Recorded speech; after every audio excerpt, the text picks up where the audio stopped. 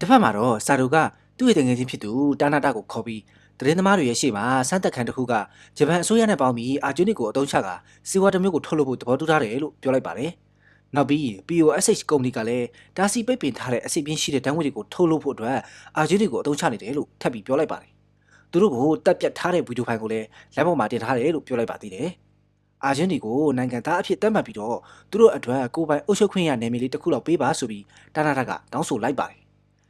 နာဂါဤတယောက်ကတော့တောင်ပေါ်တနေရာရောက်လာပြီးတောင်ပေါ်မှာနေတဲ့အဖွားကအရင်တော့ကသူ့စီမှာနာဂါဤရွယ်မြေးလေးတယောက်ရှိခဲ့ဘူးတယ်လို့ဆိုပြီးသူ့အိမ်မှာနေဖို့ခေါ်ထားလိုက်ပါတယ်။တစ်ဖက်မှာတော့နာဂါရဲ့ညီမဖြစ်သူစေယုံတင်ထားရပြီးမန်နေဂျာရဲ့တက်တော်ဆောင်တယောက်ကသူ့ကိုကိစ္စနဲ့ပတ်သက်ပြီးတော့လာရောက်ပြီးနှစ်သိမ့်ပေးနေပါတယ်။အဲ့ဒီအချိန်တာနာတာကသူ့ရဲ့တရေကိုဆေးလွတ်ကနာဂါရဲ့ညီမဖြစ်သူကိုလောက်ကျန်တက်ဖြတ်ဖို့လာပြီးတက်တော်ဆောင်မင်းကလေးကိုတတ်လိုက်ပါတယ်။ဒါပေမဲ့တက်တော်ဆောင်မင်းကလေးကလည်းအကြီးတယောက်ဖြစ်နေတော့တေပြီးပြန်ထလာကသူ့ရဲ့တရေကိုဆေးလွတ်ပြီးတော့တိုက်ခိုက်ခိုင်းလိုက်ပါတယ်။တစ်ဖက်မှာတော့အဖွားနဲ့အတူတူအေရှန်စွာနေတဲ့နာဂါတယောက်ကတော့သူရှေ့ဆက်ပြီးဘာလို့ရမလဲဆိုတာစဉ်းစားနေရင်ရေဒီယိုကနေပြီးတော့သူ့ရဲ့ညီမအတိုက်ခိုက်ခံရတဲ့အကြောင်းကိုကြားသွားပြီးဈေးရုံကိုလိုက်သွားပါတယ်။ဆေးရုံရောက်တော့ညီမဖြစ်သူနဲ့စကားပြောကြပြီးဆေးရုံမှာစိတ်မချရလို့သူနဲ့လိုက်ခဲ့လို့ပြောပြီးညီမဖြစ်သူရဲ့ယောဂကိုလည်းသူကိုယ်တိုင်ကုပေးမယ်လို့ပြောလိုက်ပါတယ်။အမှန်တကယ်တော့နာဂါရီကဆေးတက်ကတူတက်နေပြီးတော့ဆေးပညာတွေကိုလေ့လာနေတာပါ။ရှင်တိုက်မှုတစ်ခုကြောင့်သူ့ကိုယ်သူအာဂျင်တီယောက်မှန်တိလိုက်ရတာပါ